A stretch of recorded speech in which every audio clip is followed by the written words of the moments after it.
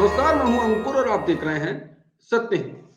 सत्य हिंदी के बुलेटिन में एक नजर अब तक की सुर्खियों पर। हिंडनबर्ग रिसर्च की रिपोर्ट के बाद गौतम अडानी के शेयर लगातार गिर रहे हैं और इसके कारण उनकी संपत्ति में बड़ी गिरावट दर्ज की गई है। फोर्ब्स की रिपोर्ट के अनुसार हिंडनबर्ग रिपोर्ट के आने के बाद अरबपति गौतम अडानी दुनिया के तीसरे सबसे दौलतमंद शख्स के पायदान से फिसलकर अब 7वें पायदान पर पहुंच गए हैं।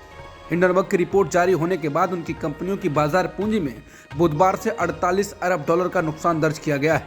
फोर्ब्स के आंकड़ों के अनुसार 27 जनवरी 2023 तक उनकी यानी कि आज के दिन उनकी कुल संपत्ति 96.5 बिलियन डॉलर थी। अडानी जो कि दुनिया के तीसरे सबसे अमीर व्यक्ति बन गए थे, अब उनकी जगह पर अमेज़न के संस्थापक जेफ बेजोस आ गए हैं और अडानी अब दुनिया के 7वें सबसे अमीर व्यक्ति हैं। हालांकि अडानी अभी भी एशिया में सबसे अमीर व्यक्ति हैं। रिलायंस इंडस्ट्रीज के अध्यक्ष मुकेश अंबानी से वो आगे बने हुए हैं। अडानी समूह के शेयरों के दाम शुक्रवार को धड़ाम हो गए। हाल ये हो गया कि अडानी समूह की सभी कंपनियों के शेयर पर लोअर सर्किट लग गए। समूह ने शुक्रवार को शेयर बाजार में लगभग 3.4 लाख करोड़ रुपए से ज्यादा खो दिए। इससे पहले बुधवार को अडानी के शेयरों में गिरावट से करीब 1 लाख करोड़ रुपए की संपत्ति का नुकसान हुआ था। गणतंत्र दिवस के उपलक्ष्य में गुरुवार को बाजार बंद रहे थे। बुधवार का ये वही दिन था जब हिंडनबर्ग रिसर्च की रिपोर्ट आई थी। उस रिपोर्ट में उसने अडानी समूह पर सनसनीखेज आरोप लगाए हैं।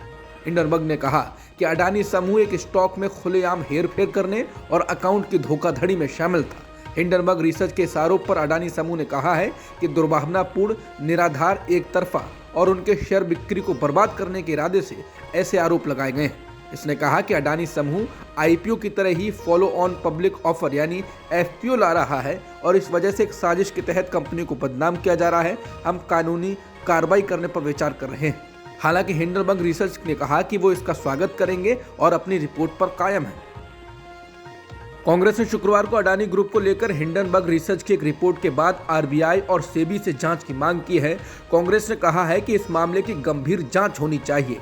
हिंडनबर्ग रिसर्च ने उद्योगपति गौतम अडानी की कंपनियों पर स्टॉक में हेरफेर और लेखा धोखाधड़ी का आरोप लगाया है। हालांकि अडानी ने इन आरोपों को ये कहते हुए खारिज कर दिया है कि इसको बदनाम करने के लिए किया गया है। इससे अडानी ग्रुप ने कानूनी कार्रवाई की भी चेतावनी दी है। बहरहाल इन्हीं आरोपों के बीच कांग्रेस ने ट्वीट कर इस मामले की जांच की मांग की। कांग्रेस ने कहा है कि एक राजनीतिक दल को आमतौर पर एक हेज फंड द्वारा तैयार की गई एक व्यक्तिगत कंपनी या व्यावसायिक समूह पर एक शोध रिपोर्ट पर प्रतिक्रिया नहीं देनी चाहिए, लेकिन हिंडनबर्ग रिसर्च द्वारा अडानी समूह के फॉरेंसिक विश्लेषण पर कांग्रेस पार्टी की प्रतिक्रिया की जरूरत है। उन्होंने कहा कि ऐसा इसलिए भी है क्योंकि अडानी समूह कोई सामान्य समूह नहीं है।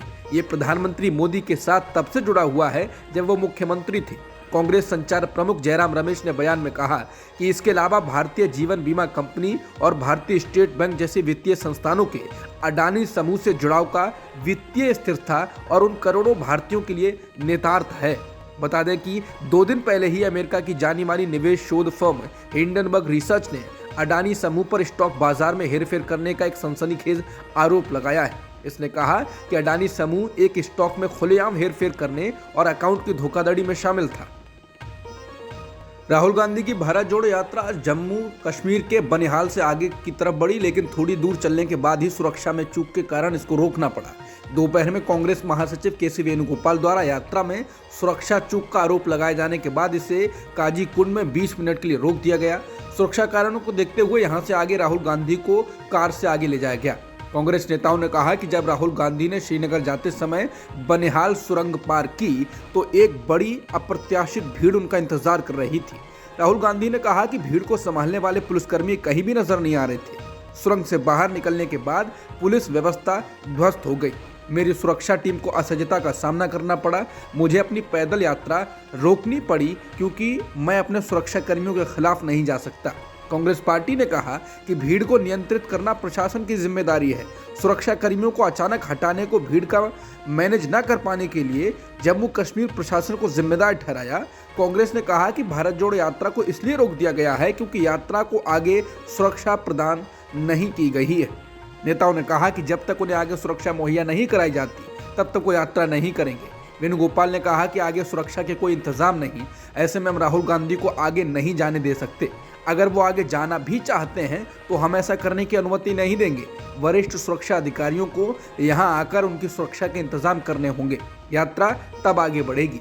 सुरक्षा हटाने का आदेश किसने दिया? जिम्मेदार अधिकारियों को इस चूक के लिए जवाब देना चाहिए और भविष्य में ऐसी घटनाओं को रोकने के लिए कदम उठाने चाहिए। भारत जोड़ो यात्रा में सुरक्षा में चूक को लेकर कांग्रेस नेता जयराम रमेश ने ट्वीट कर कहा कि राजनीति अपनी जगह है, पर कश्मीर घाटी में राहुल गांधी की सुरक्षा से खिलवाड़ करके सरकार ने अपने निम्नतम से निम्नतम स्तर का प्रदर्शन किया है। जयराम ने कहा कि भारत पहले ही इंदिरा गांधी जी और राजीव गांधी जी को खो चुका है। किसी भी सरकार या प्रशासन को ऐसे मामलों पर राजनीति करने से बाज आना चाहिए। राहुल गांधी के साथ आज भारत जोड़ो यात्रा में शामिल हुए जम्मू कश्मीर के पूर्व मुख्यमंत्री और नेशनल कॉन्फ्रेंस के नेता उमर अब्दुल्ला ने भी सुरक्षा को लेकर सवाल उठाए। उन्होंने ट्वीट कर कहा कि मैं इसका गवाह हूं। राहुल गांधी ने जैसे ही चलना शुरू किया, कुछ ही मिनटों में सुरक्षा चक्र का बाहरी घेरा जिसे जम्मू और कश्मीर पुलिस संभालती है, ध्वस्त हो गया।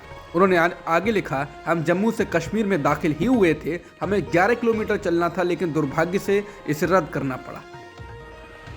जम्मू कश्मीर में सुरक्षा चूक को लेकर जम्मू और कश्मीर पुलिस ने कहा है कि सुरक्षा के पूरे इंतजाम किए गए थे और किसी भी प्रकार की सुरक्षा चूक नहीं हुई है। पुलिस ने कहा कि सीआरपीएफ की 15 और जम्मू कश्मीर पुलिस की 10 कंपनी तैनात की गई थी। पुलिस ने कहा यह यात्रा को फुल प्रूफ सुरक्षा मुहैया कराई जाएगी। कांग्रेस द्वारा यात्रा रोके जाने के बाद पुलिस ने कहा कि भारत जोड़ो यात्रा के आयोजकों और प्रबंधकों ने यह नहीं बताया था कि बनिहाल से बड़ी संख्या में लोग यात्रा में शामिल हो रहे हैं। वो सब भीड़ के रूप में जमा थे। जम्मू और कश्मीर पुलिस के मुताबिक यात्रा रोके जाने के बारे में उनसे कोई सलाह नहीं ली गई थी। बता दें, राहुल गांधी की अगुवाई में भारत जोड़ो यात्रा कन्याकुमारी से शुरू हुई थी और इसका समापन 30 जनवरी को श्रीनगर में होना है। यात्रा बस अपने आखिरी पड़ाव पर पहुंच चुकी है। इस यात्रा के दौरान कई बार राहुल गांधी की सुरक्षा को लेकर सवाल उठ चुके हैं। जदयू छोड़ने की चर्चाओं के बीच आज उपेंद्र कुशवाहा ने प्रेस कॉन्फ्रेंस कर नीतीश कुमार पर भड़ास निकाली। उपेंद्र कुशवाहा ने कहा कि नीतीश कुमार खुद फैसले नहीं कर रहे हैं, वो डील हो रहे हैं। उन्होंने कहा कि वो जल्द ही खुलासा करेंगे कि कैसे दूसरों की बातों पर वो काम कर रहे हैं और खुद फैसला नहीं कर पा रहे हैं। कुशवाहा ने आज मुख्यमंत्री नीतीश कुमार को निशाने पर लिया और कहा कि जब कभी पार्टी कमजोर हुई तब मुझे बुलाया गया, जब 43 सीटों पर आ गए तब उपेंद्र कुशवाहा को बुलाया गया। इसके साथ ही जेडीयू से अलग होने की बात पर उपेंद्र कुशवाहा ने इशारों में नीतीश कुमार को सीधा जवाब देते हुए कहा कि नीतीश कुमार के कहने से पार्टी नहीं छोड़ूंगा। उन्होंने कहा कि मुझे पार्टी से अपना हिस्सा चाहिए। कुशवाहा ने यह भी कहा कि पार्टी में शामिल करते वक्त उनसे जो वादे किए गए थे वो पूरे नहीं हुए हैं। कुशवाहा ने कहा कि पिछले कुछ दिनों से मेरे बारे में कुछ बातें कही जा रही हैं और मुख्यमंत्री ने भी उन बातों को बढ़ावा दिया है। उपेंद्र कुशवाहा ने तेजस्वी यादव को लेकर कहा कि मुख्यमंत्री आज जिन्हें आगे बढ़ाने की बात करते हैं, उन्होंने नेता प्रतिपक्ष रहते हुए मुख्यमंत्री पर निजी हमले किए थे। वहीं उपेंद्र कुशवाहा के आरोपों के बारे में पूछे गए सवाल पर मुख्यमंत्री नीतीश कुमार ने कहा, क्या आपने कभी किसी राजनीतिक दल के भीतर होने वाली चर्चाओं पर बार बार बाहर बात करते देखा है? लोगों को पार्टी में मिलकर बात करनी चाहिए। उन्होंने आगे कहा, हमारा इतना स्नेह है कि पार्टी से कोई चला भी जाता है तो कोई फर्क नहीं पड़ता। दिल्ली विश्वविद्यालय और अंबेडकर यूनिवर्सिटी में प्रधानमंत्री नरेंद्र मोदी पर बनी बीबीसी डॉक्यूमेंट्री की स्क्रीनिंग के दौरान हंगामा और प्रदर्शन हुआ है। समाचार एजेंसी एएनआई की रिपोर्ट के अनुसार दिल्ली विश्वविद्यालय के फैकल्टी ऑफ स्पोर्ट्स के पास प्रदर्शनकारी छात्रों को हिरासत में लिया गया। आज शुक्रवार को दोपहर में दिल्ली विश्वविद्यालय में डॉक्यूमेंट्री का प्रदर्शन किया जाना था, लेकिन उससे पहले विश्वविद्यालय प्रशासन ने कैंपस की बिजली सप्लाई काट दी।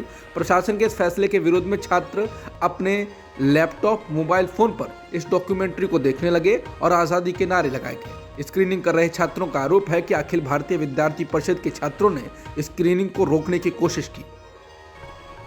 प्रधानमंत्री नरेंद्र मोदी ने आज दिल्ली में परीक्षा पर चर्चा के 6ठे संस्करण के दौरान छात्रों, शिक्षकों और अभिभावकों को संबोधित किया और उनसे बातचीत की, उनके सवालों के जवाब दिए। इस दौरान उनसे बच्चों ने जब सवाल पूछा कि जब विपक्ष और मीडिया आपकी आलोचना करता है तो आप उसको कैसे हैंडल करते हैं, कैसे उसको टॉनिक के रूप में देखते हैं। इसके जवाब में पीएम मोदी ने कहा, ये आउट ऑफ सिलेबस है।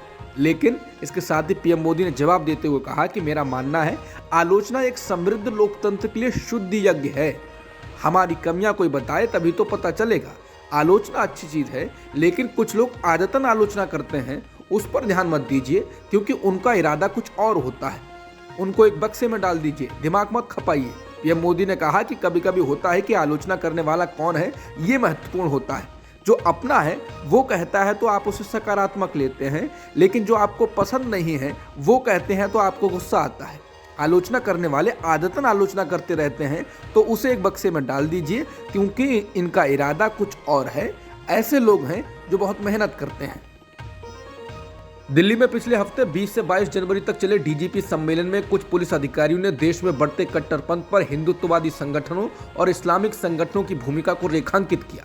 इंडियन एक्सप्रेस के द्वारा प्रकाशित रिपोर्ट में बताया गया है कि पुलिस अधिकारियों ने इसको लेकर दस्तावेज पेश किए। इसमें इसको लेकर पूरी जानकारी दी गई है। हालांकि अब ये दस्तावेज सम्मेलन की वेबसाइट से हटा लिए गए हैं, जो कि पहले इस पर मौजूद थे। रिपोर्ट के अनुसार इस बैठक में पीएम मोदी और गृह मंत्री अमित शाह मौजूद थे। पुलिस अधिकारियों ने कट्टरपंथ को बढ़ावा देने के लिए हिंदू संगठनों में विश्व हिंदू परिषद और बजरंग दल जैसे संगठनों का नाम बताया, तो इस्लामिक कट्टरपंथ के लिए पीएफआई और उससे जुड़े संगठन दावते इस्लामी, तौहीद, केरला नदवातुल मुजाहिदीन जैसों के नामों को रखा गया। कई अधिकारियों का यह भी मानना था कि मुसलमानों को कट्टर बनने से रोकने के लिए राज्य व्यवस्था में उन्हें ज्यादा प्रतिनिधित्व देने के साथ साथ आरक्षण दिया जाना चाहिए। इसके साथ ही इसमें यह भी बताया गया था कि कैसे देश बहुसंख्यकवाद की ओर बढ़ रहा है और उसको लेकर भी बात रखी गई थी कि कैसे ये खतरनाक है। पंजाब के पूर्व सीएम कैप्टन अमरिंदर सिंह महाराष्ट्र के अगले राज्यपाल बनाए जा सकते हैं। महाराष्ट्र के मौजूदा राज्यपाल भगत सिंह कोश्यारी पद छोड़ने की इच्छा जाहिर कर चुके हैं, जिसके बाद कैप्टन को लेकर चर्चाओं का दौर शुरू हो चुका है।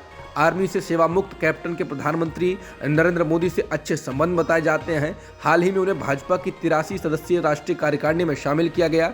बता दें, कैप्टन कुछ समय पहले ही बीजेपी में शामिल हो चुके हैं। उन्होंने अपनी पार्टी पंजाब लोक कांग्रेस का भी भाजपा में विलय कर दिया था। भारत और न्यूजीलैंड के बीच आज रांची में 3 T20 मैचों की सीरीज का पहला मैच खेला जा रहा है, जिसमें भारत ने टॉस जीतकर पहले गेंदबाजी करने का फैसला किया है। भारत में सीरीज खेलने आई न्यूजीलैंड की टीम को इससे पहले भारत ने वनडे सीरीज में 3-0 से मात दी थी। अब आज से नई सीरीज में भारत के नए कप्तान हार्दिक पांड्या और नए खिलाड़ियों पर पूरा दारोमदार होगा। अब तक की खबरों में इतना ही। बाकी खबरों के लिए बने रह सकते हैं आप सत्य हिंदी के साथ।